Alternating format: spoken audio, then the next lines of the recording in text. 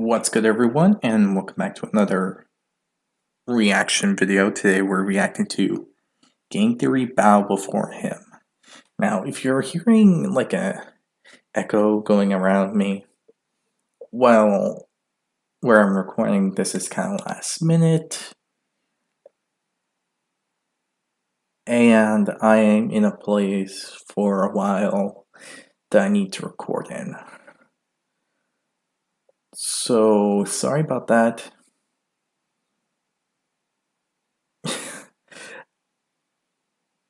But I really can't do much besides, I don't know, probably going to the closet to see if I can limit sound, but that's really it.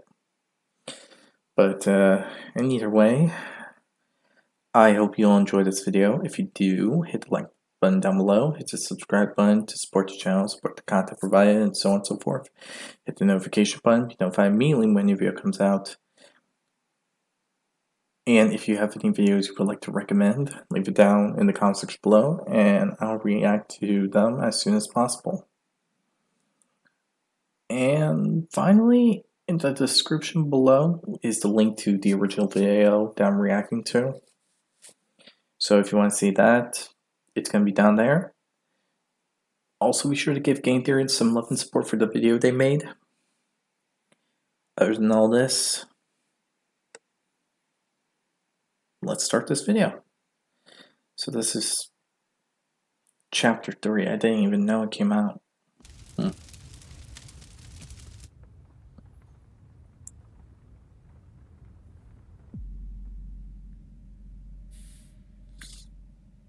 What the heck?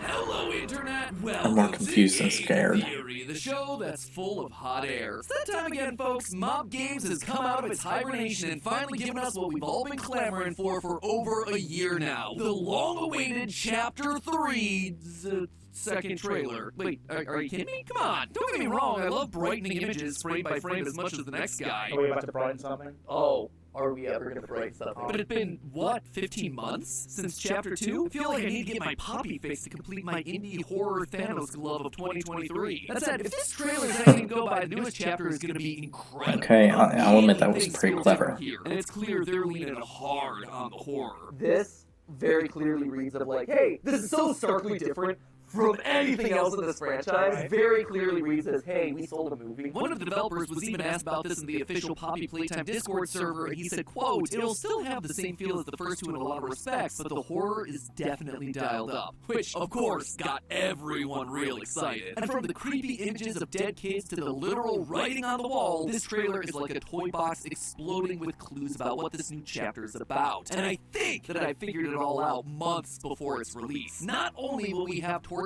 kids and sinister poppy gas, but we're now being shown more about the monsters they became and the creepy religion they've created. A religion full of sacrifices, rituals, and a leader who's manipulating his congregation into serving him. So strap on your grab packs and hold your breath, loyal theorists. We're heading deep into the cloudy red fog of play care. The repeated theme for this chapter is the use of red gas, so let's start there. In a past theory, I suspected that this gas was made from poppies, a red flower that we know Playtime used in their experiments trying to bring dead rats back to life. It's also in the name of the game, so, you know, not that big of a logical leap. I also pointed out that poppies have been used throughout history as a sleep agent, mainly due to the natural opium that's contained in the plant. And that is exactly what we see in the trailer. On the walls of the play care, we find a drawing that shows clouds of red gas with the phrase, time for bed, written underneath. This is the last thing that the child sees before falling asleep under the influence of the gas. Which then leads us to the question, who's our new monster responsible for delivering it? We see some crude child drawings on the wall of a purple creature with red clouds around him, and text all associated with either sleep or nightmares. This, then, seems to be our gas monster. Sometimes the purple figure is shaped like a bird, other times it's got super long limbs, and sometimes it's just a purple scribble. This has gotten many people on the internet to think that he's a shapeshifter. I disagree. I suspect that this is just the result of sleepy kids not having a clear vision of what this thing actually is as they pass out. Fortunately for us, though, we get to see a bit more of this. Sounds reasonable. By pausing the trailer on one of the final frames, brightening the image and then color balancing it a bit, we see that it's got itself a purple paw with 4 sharp claws. That, coupled with the shape of the nose and eye sockets that we see during the final jump scare, as well as the presence of a muzzle right here, reads to me like an old cartoon cat, almost like the Cheshire Cat from Alice in Wonderland. Now, that at first might seem weird. This franchise already has itself 2 other cats in the form of Cat Bee and Candy Cat, so why are they triple dipping? Can't they come up with something new? I suspect that it's because a cat that lures kids to their final sleep is actually a common superstitious belief. One phrase they sometimes kind toss of around like is that. Cats will steal a baby's breath. For centuries, Okay, that wasn't when I was thinking.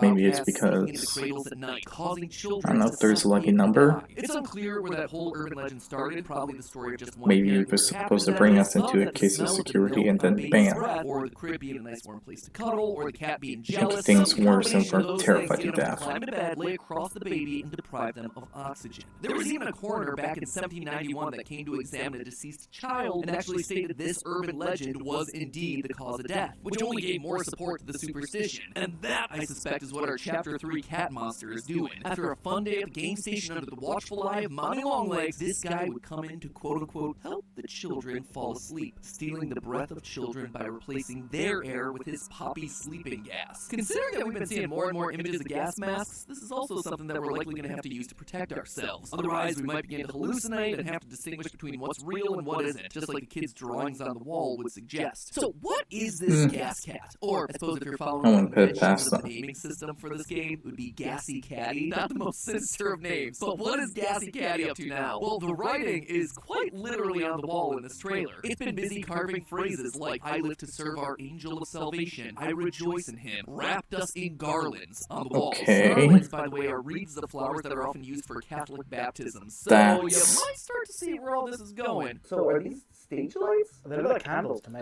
Like, oh yeah, like ritual candles. Again, a lot of religious imagery here. That's a bit Caddy chilling. no longer taking on the role of a monster, but instead that of a religious leader. This idea is also exemplified by another carving that we see on the wall, my somniferous flock. This isn't referring to a group of birds, it's being used in the Christian sense. One of the many roles that Jesus is associated with in Christianity is that of a shepherd, one who tends to, feeds, and cares for his flock. The sheep in this scenario are his followers, people that rely on and follow Jesus in their day-to-day lives. Meanwhile, the word somniferous stands out for a few reasons, mainly because I've never heard anyone ever use that word in a sentence before. Turns out that in the years since this factory closed, Gassy's been studying up for his SATs. Always be learning there, Gassy Caddy, because let me tell you, I am right there with you. I too am a nerd for words. Somniferous would be what, my sleepy? Yeah.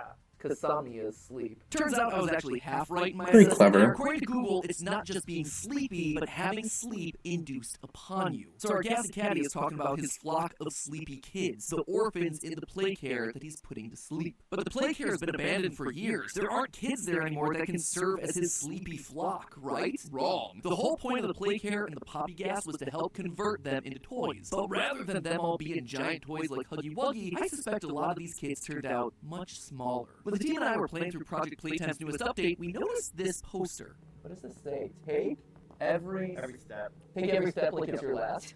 Oh, and they're heading to play cat. Yeah, and it's a bunch of random characters, so these are kids, not like toys. A poster with 3 new plush toys walking towards the play care. Now, at the time, I just thought that these toys were there to represent the children walking to the play care, trying to make things seem wholesome and child-friendly. But now, I don't think that these were representations at all. I've already mentioned the sad-looking images of the children on the walls of the play care, but did you notice the remains of characters next to their faces on the edges of the frame? These are the same characters, the dog and the unicorn. There's also a new character that wasn't on the poster, a green bunny. And if you look at a later drawing from one of the children in the trailer, we see a plush with floppy green ears and the words, my new friend. This kid became his friendly green bunny, and I suspect that the other children all have similar That's fates, becoming the very weird. mascots of Playcare. This is the sleepy flock that Gassy is talking about, a group of converted children that are lost and scared and see him as their only savior. But then, who is this angel of salvation that Gassy Caddy's talking about here? Well, the last 2 wall scratchings give us that answer pretty explicitly. The original saved me, I rejoice in him, and never forget the hour of joy. In our last theory, we suspected the hour of joy was the moment that the toys revolted and reclaimed the factory. In one of the analog horror tapes released on the Mob Games YouTube channel, we see the hour of joy is at hand written on one of the walls right before we hear screams of the factory workers. Screams that match the ones we hear on the scientist's VHS tape from Chapter 1.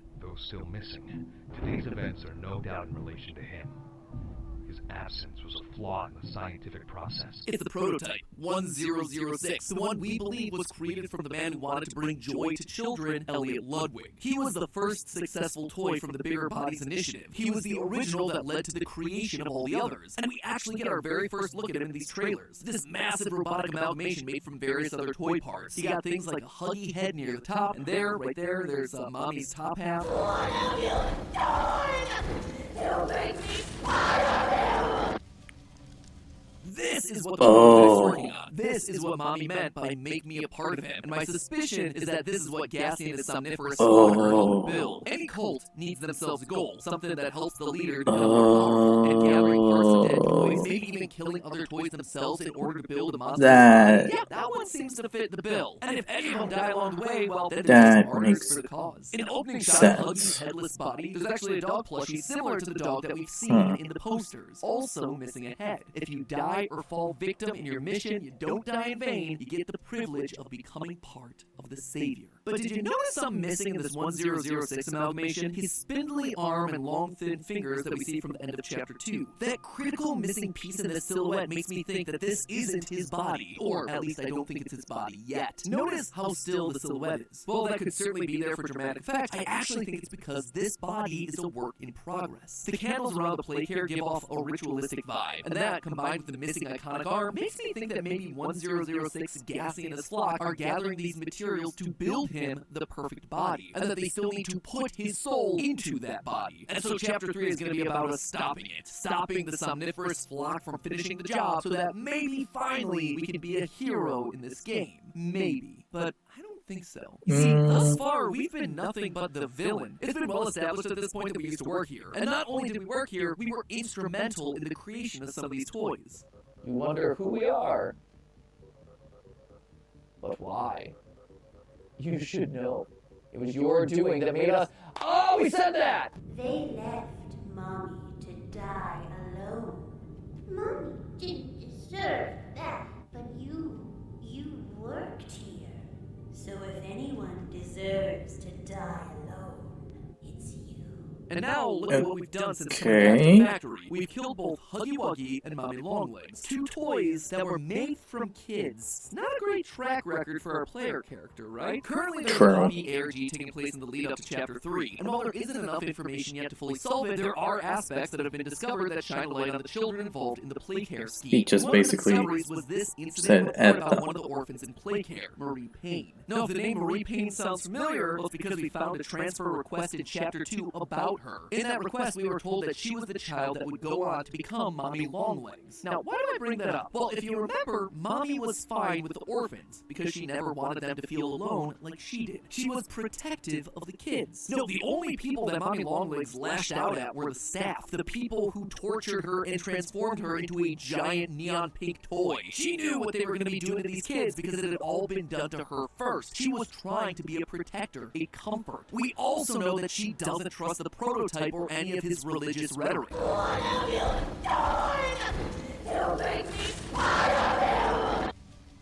This is especially important if the prototype is indeed Elliot Ludwig, founder of Playtime, the man who started the whole toy conversion process in the first place. She doesn't buy his liberation of toy shtick one bit. She knows that he's once again trying to use the people around him for his own selfish gains. In fact, a group of toys building a big body using the parts of other living creatures, it's the Bigger Bodies initiative all over again, but this time for the prototype. All of these clues together make me curious about what our motivations are for being here. Are we actually here to help, or are we just cleaning up the mess of evidence that we left behind? Are we on the side of the orphans, unwillingly turned into monsters, or are we going to end up siding with Elliot all over again, a man who created a nightmare for so many? Early signs aren't exactly promising. We stripped Mommy of her freedom and independence only to feed her to the prototype. So what do you think is going to happen next with these kids from play care? Seems like there's no route where we don't walk away with some blood on our hands. Though, some tells me that's something our player character is more than familiar with. But hey, that's just a theory. A game theory. Thanks for watching.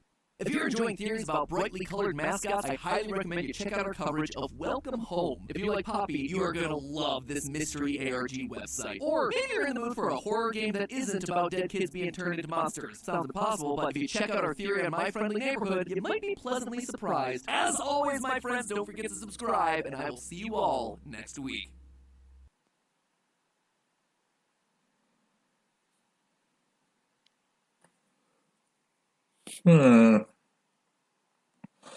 That's an interesting bit. So basically, we are the cause of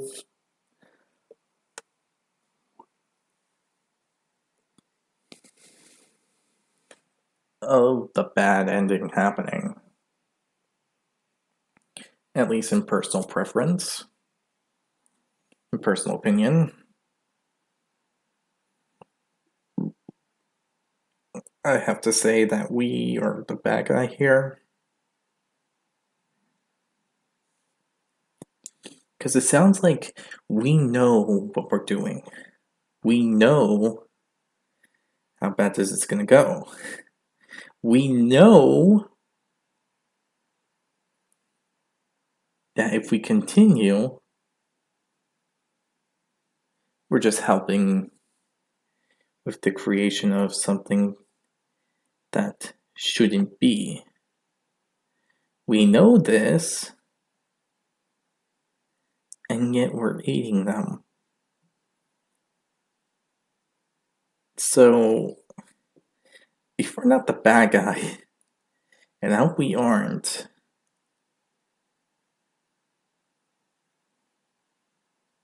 why are we doing this? Is this like a plan to bring everything together and just slice it all down in one shot and make sure that, bam, it's over?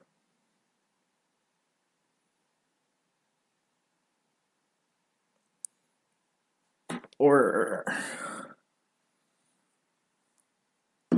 to fully end this, we need to make sure it all comes together and then take it down. That's the confusing thing about this. Now, the fact that this could be a cat, maybe? I don't know. I mean, it looks like there's like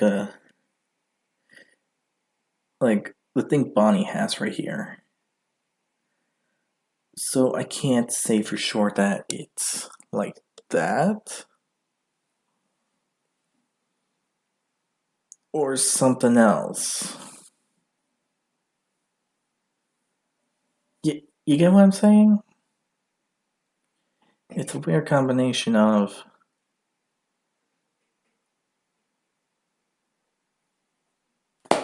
if it's good or bad. Honestly, it's confusing with this situation, and there's not a lot of details to go into it besides the information that was just given. So I can't really say anything. But it does sound like apparently Mommy isn't like as bad as we thought. Though she does seem terrified that we actually killed her. No, not killed her. She's terrified that we now allowed this thing to evolve. Jeez. That sounds pretty morbid, in all honesty.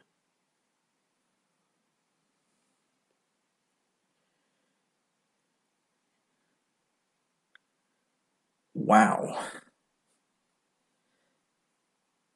Would that mean Poppy was trying to say the same thing when we got rid of him? I mean, I wouldn't doubt it. Because from what the image showed, Poppy was like on the left shoulder. So, yeah. both probably not a fan of the fact that they had to fuse with that thing. That's really bad. So yeah, with this said, apparently it looks like we're freaking up or we're helping the wrong side. So I'm hoping it's that we're messing up and we're oblivious to what's going on. But it would be kind of interesting to see that us, the main character, actually becomes the bad guy in the end of it all. How weird that goes. But yeah, with this said, hope you all enjoyed this video. Hit the like button if you did enjoy it. Hit the subscribe button to support the channel, support the content provided, and so on and so forth. Hit the notification button, be notified immediately when a new video comes out. Tell me what you think of this in general. Your thoughts and theories about the subject. What's your thoughts and theories about Poppy Playtime Chapter 3 with this new information given from Trailer 2? Other than that, again, the link to this video will be down in the description below, so be sure to give Game Theory some love and support for the video they made.